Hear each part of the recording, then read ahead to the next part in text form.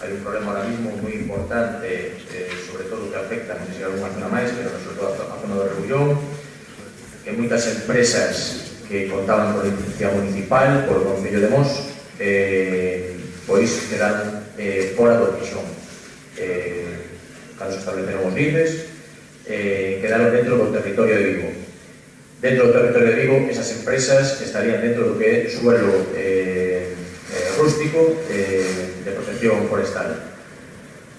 Esas empresas, me consta que máis de unha e bastantes, están preparando unha demanda reclamándolle indemnizacións importantísimas ao Concello de Mos por os daños e perjuicios que se llevan a causar toda vez que contan con licencia municipal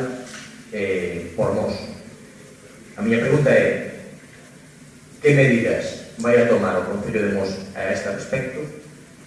Se ten estimado a canto pode ser esa indemnización e como afrontaría os recursos, como afrontaría esa reclamación en caso de que eses recursos, esas demandas, lles fosen estimadas,